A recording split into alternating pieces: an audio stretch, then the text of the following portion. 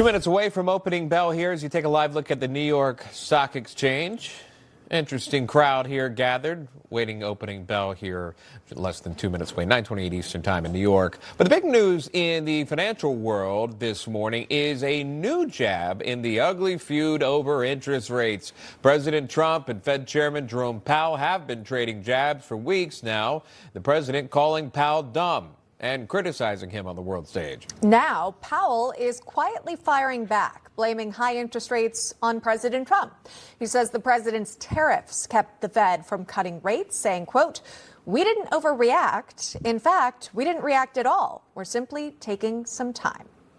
With that, let's welcome in Anthony Esposito, CEO and founder of Ascalon 6 Capital. Pete Sepp is here, president of the National Taxpayers Union. Welcome to you both. All right, Anthony, start us off. Does this mean the Fed's going to eventually cut rates, or are they just waiting to see what's going to happen with these trade negotiations? I think eventually the Fed will cut rates. The rate right now at the Fed, all but for 8 months in the last 25 years, is the highest it's been. So consider those facts. Consider the fact that Jerome Powell cut rates in September with annualized CPI at 3.2%, and now is refusing to cut rates with annualized CPI at 1%. He's clearly politicized. He's clearly in a corner. He needs to just do what's right for the country, for the administration, for the citizens of the United States of America.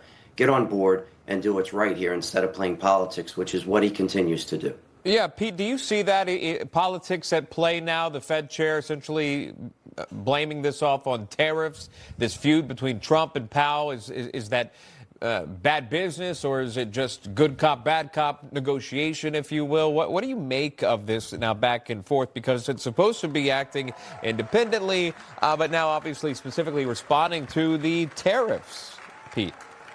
The Fed does need to have a large degree of independence here. Yep. It's just bizarre, though. The Fed is right to be cautious about what tariffs can do to inflation. We have seen what happens with tariffs and inflation. We have seen how markets react when tariffs start to pull back, or when the president is saying they're making progress on negotiations. But it's rather curious that Chair Powell wasn't squawking all too loudly when the Inflation Reduction Act passed in 2022 and ironically boosted inflation because of so much extra federal spending. So there is a political degree here that needs to be tamped down. If the Fed wants to preserve its independence, and it should, it works in our system, then act independently rather than transparently politically. Yeah, that's a great point. Where was the outrage over President Biden and the increased inflation there? All right, gentlemen, I think we have to leave it there for time's sake.